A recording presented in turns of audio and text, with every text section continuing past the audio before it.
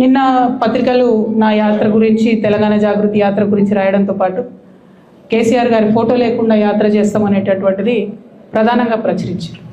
Yes, KCR గారి photo లేకుండానే యాత్ర చేస్తాం. వారిని అగౌరవపరచడం లేదు. వారు ఉద్యమ నాయకుడు.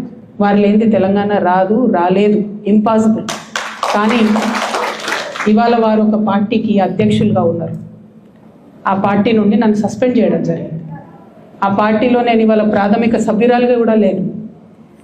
నేను తెలంగాణ ప్రజల దగ్గరికి పోయి మళ్ళీ వాళ్ళ సమస్యలు ఏంటి తెలుసుకొని తెలంగాణ జాగృతి అనే సంస్థను పటిష్టం చేసేటటువంటి ఈ ప్రయత్నంలో కేసీఆర్ గారి ఫోటో పెట్టుకోవడం అంటే నైతికంగా నాకు కరెక్ట్ కాదు. చెట్టు పేరు చెప్పుకొని పండ్లు అమ్ముకోవాలనే ఆలోచన నాకు లేదు.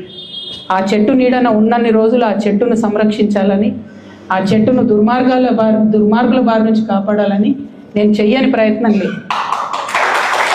ఇవాళ ఆ చెట్టు నీడ నాది కాదు అని చెప్పినప్పుడు ఇంకా ఆ చెట్టు పేరే చెప్పుకొని బతకాలనే ఉద్దేశం నాకు లేదు. నేను నా తొవ్వ వెతుక్కుంటున్నా. తెలంగాణ బిడ్డల కోసం, తెలంగాణ ప్రజలతో, తెలంగాణ మేధావులతో సమాలోచన చేయడానికి, వారితో మమేకం అవ్వడానికి నేను ఒక తొవ్వను ఎత్తుకుంటున్నా. వారి ఫోటో పెట్టుకొని పోతే నైతికంగా నా విలువ ఉండదు. నైతికంగా అది నాకు కరెక్ట్ కాదు. నైతికంగా కరెక్ట్ కాని పని నేను చేయను.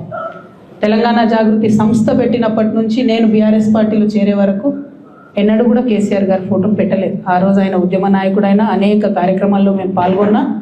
అప్పుడైనా ఇప్పుడైనా జయశంకర్ సార్ ఫోటోనే పెట్టినాం. నేను బీఆర్ఎస్ పార్టీలో ఎంపీగా గెలిచిన తర్వాత ఖచ్చితంగా సార్ ఫోటో పెట్టినాం. నేను కాదనట్లేదు.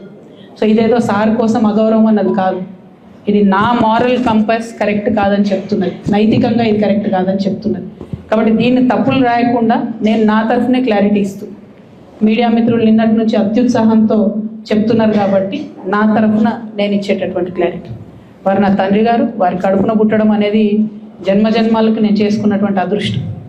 కానీ దారులు వేరైతున్నప్పుడు ఇంకా కూడా నేను వారి పేరు చెప్పుకొని ఉండడం అన్నది నైతికంగా కరెక్ట్ కాదు. అందుకోసమే వారి ఫోటో లేకుండా ముందుకెళ్తున్నామనే విషయాన్ని ఈ సందర్భంగా తెలియజేస్తూ ఉన్నాను.